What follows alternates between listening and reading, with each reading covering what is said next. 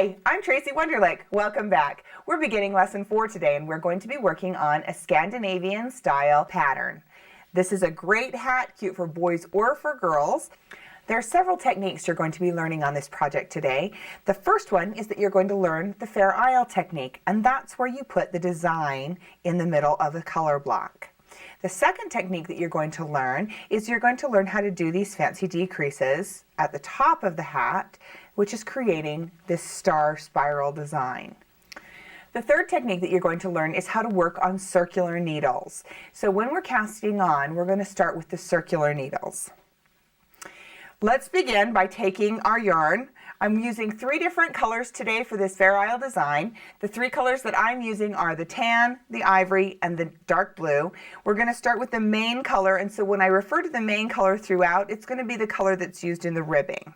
So we're going to begin with our first ball of yarn. Take out about 2 yards so you can cast on your stitches. And cast on your first 84 stitches. While we're casting on, let's talk a little bit about the project that we're working on today. What we're doing is called Fair Isle knitting, and the Fair Isle design is where you take the yarn and it works back and forth across the project. If you look at the inside of this project, you can see how the yarn goes back and forth. The key to doing a nice Fair Isle design is making sure that there's no puckering or pulling and no uneven or loose stitches. We'll get to that when we start the part of the pattern. So you're going to continue casting on until you have a total of 84 stitches on your needle. Now you have 84 stitches cast on and you're ready to join. Now this is the tricky part, the only tricky part I think about working with circular needles. You want to make sure that all of your stitches are lined up and even. None of them twisted this way or the other way on your needle. Make sure that all of the stitches are even. So all of the loops will be on the top outside of your needle. Okay?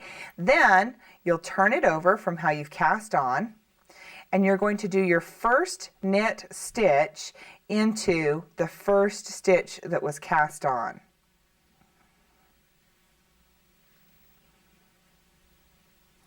We'll do our first knit stitch here, and a little trick that I usually do to keep this gap closed here is on the second stitch I'll take the tail. So this is the tail that we used when we first cast on. Use the tail with your yarn together and knit that second stitch. Now it looks a little bit bulky on the needle here with these two yarns together, but the advantage is it will help to close this gap once you're knitting in the round. Okay, so we'll go ahead and move forward. The first 4 rows of the pattern are done in garter stitch. Now this is a little different when you're working on circular needles too. When you're working on the circular needles, you're just going to be going around and around and around. So once you get to the end of a row, you're going to change the pattern. If you're working the garter stitch normal on regular straight needles, you'd knit a row, turn it over, knit the next row, turn it over, knit the next row, and so on.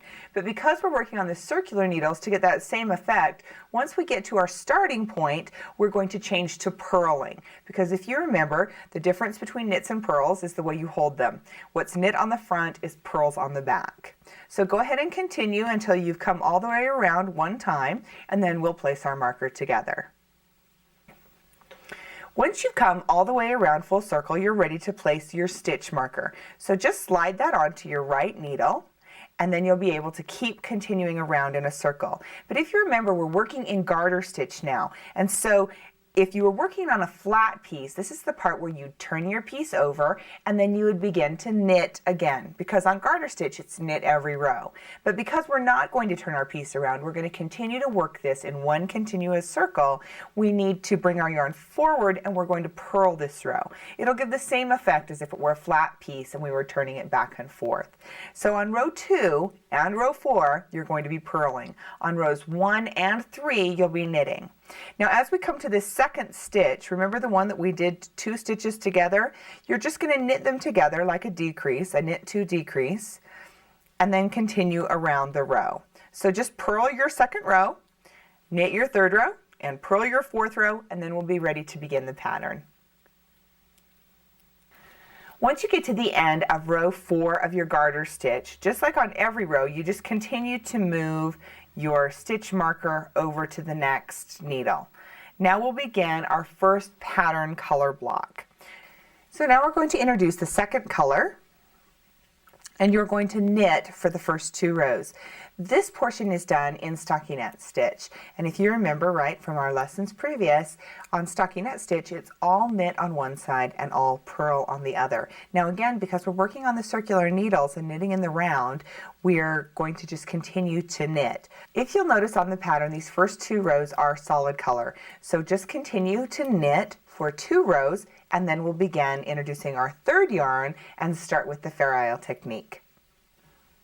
I've now finished rows 1 and 2 of the first color block pattern. We're now ready to start into the actual Fair Isle workings. So if you'll read on the pattern, it'll show that you're going to knit the first 3 stitches in the same color that you've been working with. In my case, that's blue. And now we're going to introduce the main color back in. So here I've done, let me show you this closely.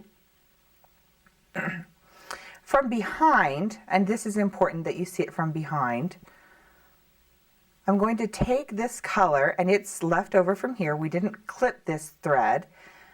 When I go to knit the 4th stitch in this pattern, if you can see from behind, the yarn stretches across the back of the piece. From the front, we'll finish that stitch and then move on. Now, the thing that's important about Fair Isle knitting is making your tension correct. If you do it too loose, you're going to have big holes and gaps in the project, and if you do it too tight, it will pucker. So this one right here, you can see there's just a little bit of give right in here. It's not sloppy and loose, but it's also not too tight that it's pulling. Okay, so we're going to continue in the pattern.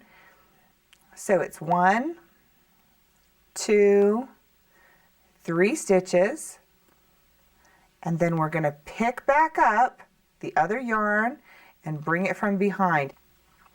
If you're a really tight knitter, you can put your finger in here and wrap the yarn around behind your finger. Can you see how the yarn is now sliding across the top of my finger to ensure extra space? I'll slide my finger out and complete the stitch without pulling any tighter. That way, you can see that we've got a nice stitch back here. Again, it's not too tight, it's not too loose. Another trick when you're doing the Fair Isle pattern is to stretch out the stitches across your needle. So here we are again, we've done 3 more stitches, and now we're ready for our 4th stitch. That's the stitch with color. If you stretch out these stitches across your needle and then bring that second color in and do the stitch, you can see that once again we've got it so that it's not too tight and not too loose across the back of the work. So you can see here I've got my first 3 stitches in the Fair Isle pattern right here. The yarn coming across the back, not too tight and not too loose. Continue working around the piece on row 3 of the pattern, and then we'll start on row 4 together. Now you've completed your first row with the Fair Isle knitting. If we turn this over and look at it from the inside, the way it is on the needle, you can see that there is a little bit of looping in here. That's because it's not stretched to its full capacity. If you stretch these out nice and smooth across your needle, you'll find that there's no more looping. Okay, it's just the way the needle is, that the needle's a little bit smaller than this portion of the hat. So now we're going to start row 4. You're going to knit the first 3 and then move on to the Fair Isle portion again. And we'll knit 2, change back to your first color, knit 1, change back again, knit 2, continue knitting for the next 2 rows, and we'll meet up again at row 6. Okay, as we begin row 6, you're going to notice that it's very similar to row 3, the first row that you started on the Fair Isle. But let's take a minute to look at the back side of our piece. And the things that are important to note at this point are that all of the yarns coming back here lay nice and flat and even. I'm going to show you an example here. If I pull this too tight, if we turn it over, you can see that it really shrinks down these stitches and makes them squunch together. We don't want to have any of that at all. So make sure, I'm just going to wiggle this back into place here, but make sure that you keep them nice and loose, but not too loose. Now we're going to work on row 6. Row 6 again is going to be very much like row 3. We're doing 3 stitches in the main color and then 1 stitch in the accent color. Now again, when you're working on this, if you need to slide your finger underneath here so that you can maintain your tension, that works. Or if you want to stretch your stitches out across your needle to maintain your tension, that's fine too. Just be very, very mindful of your tension at this point in the project. Once you finish row 6, rows 7 and 8 are the same as rows 1 and 2. You'll be working them both with the second color here. Then you'll move on to the next section. If you look at our finished piece, you will be working on this section right here. Rows 7 and 8 are going to be in the solid color like rows 1 and 2. Then you'll continue by moving on to your third color to do garter stitch for 4 rows. Go ahead and finish rows 6, 7, and 8. And then do the garter section. That's the end of color block 1. Then you'll begin color block 2 the same way that you did color block 1. So again, there will be 2 rows of solid color, and then you'll move into the Fair Isle section of the piece. It ends with 2 rows of solid color and then the garter stitching at the top. Why don't you get to that point and then we'll meet up to work on the star decrease of the top of the hat. We're now moving on to the top portion of the hat where the star pattern decrease is. If you look at the hat, these are actually lines that designate the decreases as we go around the hat. The first row in the decrease portion of the hat is just a knit row. So you can go ahead and knit all the way around the top of the hat. Once you get to the end of this row, we'll begin with our first series of decreases. The decrease that creates the star on the top of the hat is based on the number of repeats of the pattern along the bottom of the hat. So if you count around the bottom of the hat, you'll see that there are 14 repeats down here with the diamond design. So that's how many stitches are going to be in each of our sections here on the top to begin. Knit your first 12 stitches. And then we're going to knit 13 and 14 together.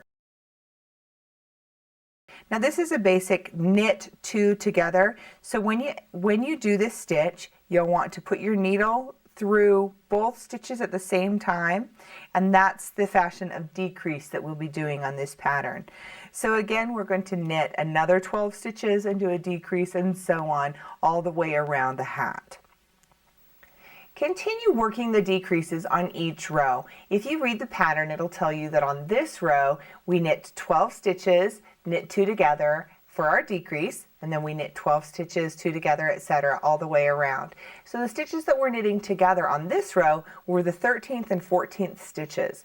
The next row we'll knit 11 stitches, knit 2 together, then 10 stitches, knit 2 together, and so on. That's how we're going to decrease our way all the way up to the top. At some point, you're going to discover that your circular needle is too long and your stitches are stretched too tight as you go around. And so at that point, we're going to introduce the double-pointed needles.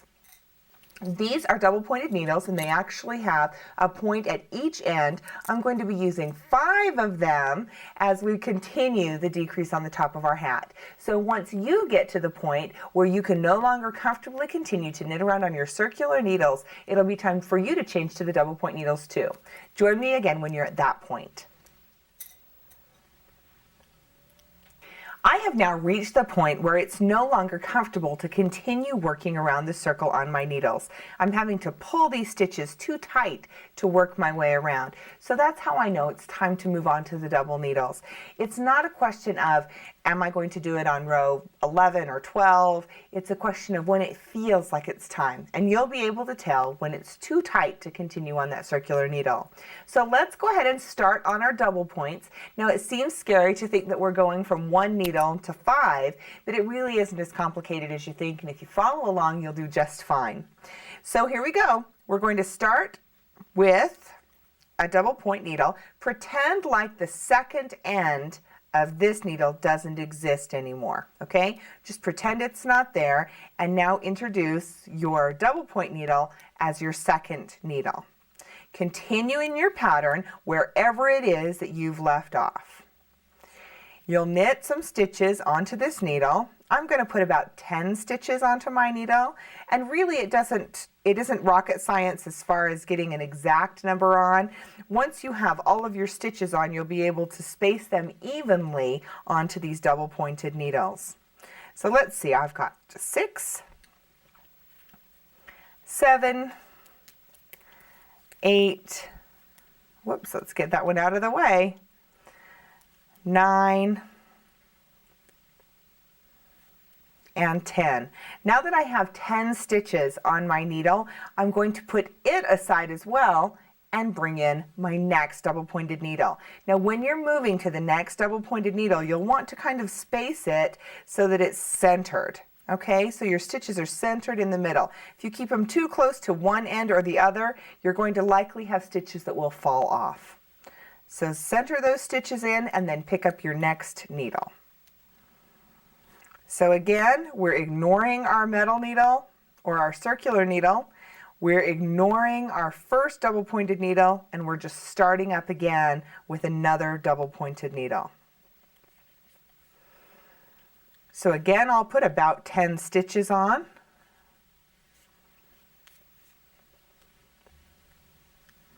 Okay, so once again, we have 10 stitches on our next double pointed needle.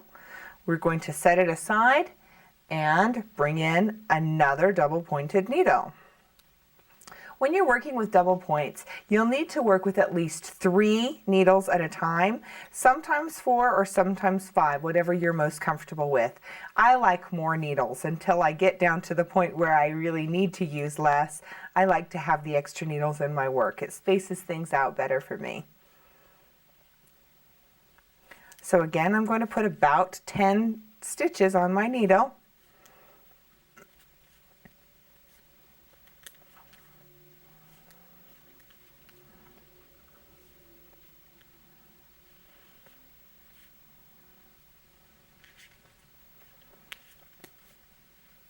When you do get to your stitch marker, you'll still just slide it over like you have been doing to this point already. You'll still want to know where your starting stitch is.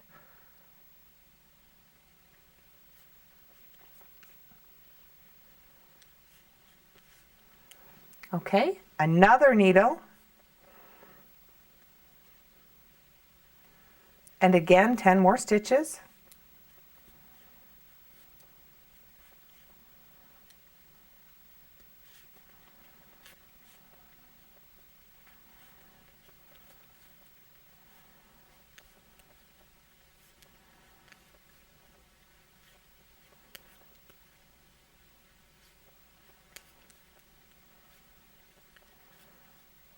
When we started with the double points, I had said I was going to put about 10 stitches on each needle. Now I've come to the end. I have 1, 2, 3, 4 needles in, and I'm coming to take my last stitch off, and I already have 10. So I'm going to go ahead and put 11 onto this needle. Now, depending on where you were in the pattern when you started to change over to your double point needles, it may come up short or it may come up over like mine did. So as long as you have the number of stitches evenly spaced on the first 4 needles, that's all that really matters at this point. So go ahead and set aside your circular needles once you have all of your stitches on. You should have all of your stitches now onto the 4 different needles. And you should have a 5th needle now that you're going to start working with.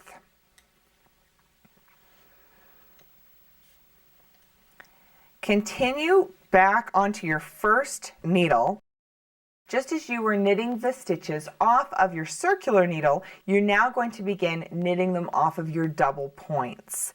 So again, I will knit the 10 stitches that I have here, and remember we've got those decreases still because we're continuing in the pattern. So make sure that you do your decreases at the appropriate time and just continue in the pattern. As we get to the end of this row, or as we get to the end of this needle, you'll just continue to switch from one needle to the next.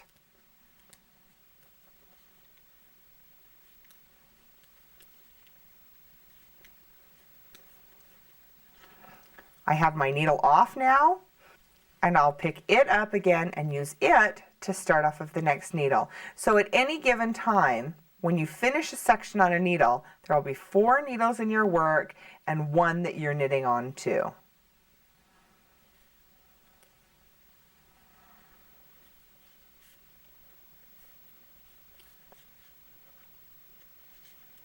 Now we talked earlier about putting 10 stitches at a time. Again, it really isn't important how many stitches are on your needle as long as they're evenly spaced between the number of needles you're working with. So as we're doing these decreases, there will be fewer and fewer stitches on each needle. Again, we'll change needles. We just finished taking them off of this one and we'll move on to the next. Continue working with your double point needles until you get to the point that you are stitching 2 together, knit 1, 2 together, knit 1. Once you're to that point and you're even on your work, we'll begin to introduce the 2 remaining colors to finish the top of your hat. You will be at this point here, and we'll introduce these last 2 colors and finish off, and then you'll have completed your hat.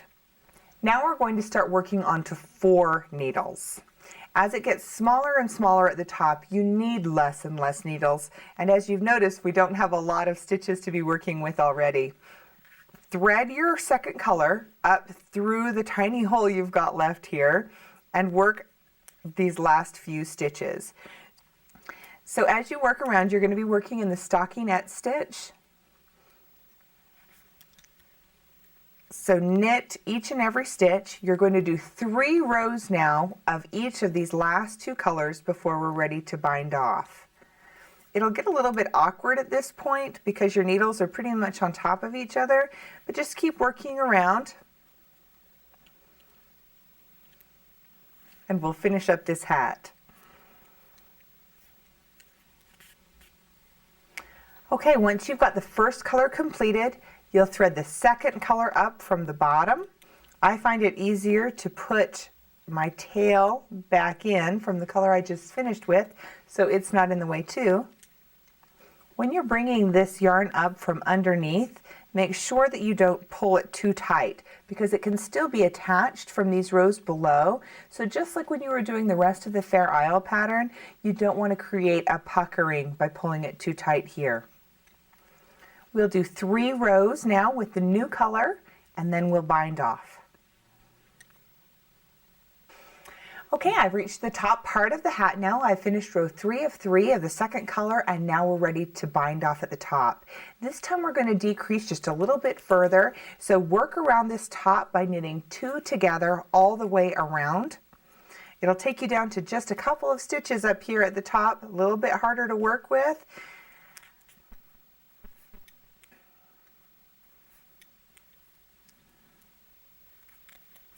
By the time you finish this row, you'll only have 6 stitches left on your needle.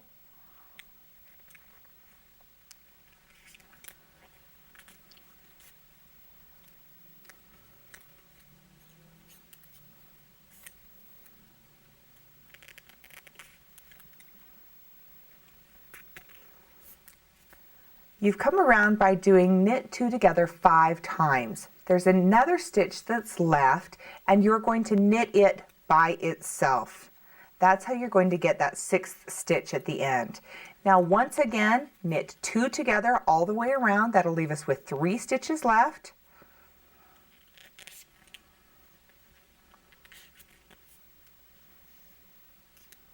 And as you do this last row, you can eliminate sticks as you go.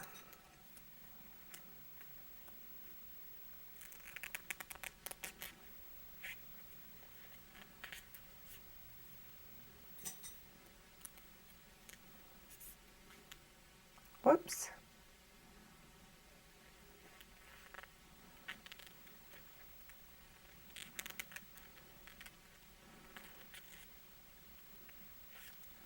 With the last 3 stitches, we're going to take and thread a needle on, thread it through these last 3 loops, and pull it tight. That'll be the end of the top of the hat. Now that my needle's threaded, I can take and just go through each of these last 3 loops on the top, like this, pull it tight, and then bring this back down through the top of the hat to the inside, all the way down. I'm turning the entire hat inside out at this point. You should be able to see nice even stitches across, no loops and nothing pulled tight. When you get up here to the top, the way we finish this, now that we've brought our needle through up here, this is the one that we threaded through, and these are the ends from the other 3 colors we used at the top. Take all 3 of these ends, tie them in a knot,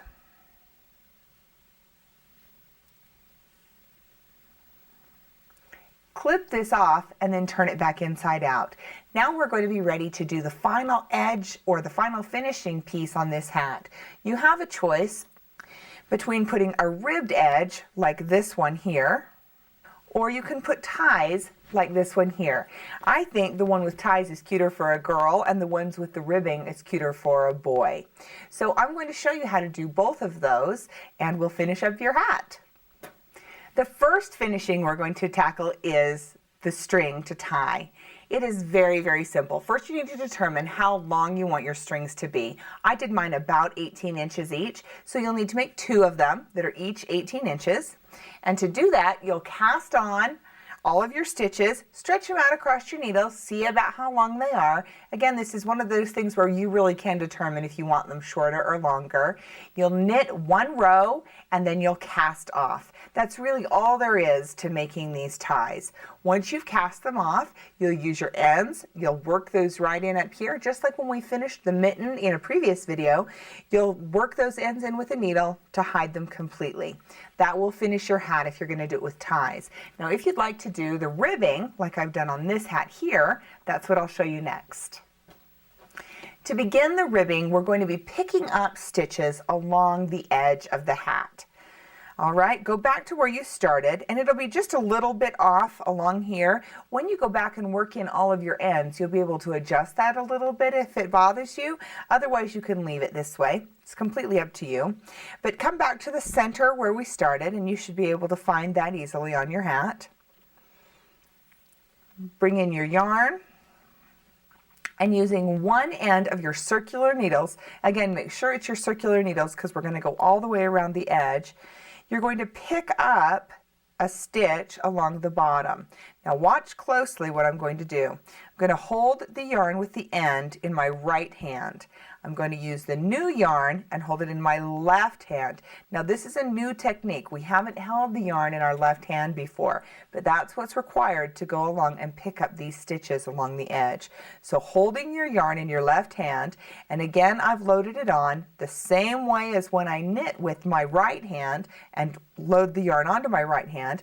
I've wrapped it around my little finger and then up around my first finger. We're going to use the tip of the needle, enter the stitch from front to back, hook onto the yarn and pull it forward. Keep that stitch on your needle. Move on to the next piece, hook the yarn through and pull it up, and you'll continue doing this all the way around the entire hat. Once you've picked up the stitches all the way around the hat, you'll be ready to work on the last piece of the pattern. Now the last piece of the pattern is a simple knit 1, purl 1 ribbing. I did it for about an inch along the bottom of this hat. Once you finish your knit 1, purl 1 ribbing for 1 inch, you'll bind off. At that point, you'll be finished with your hat.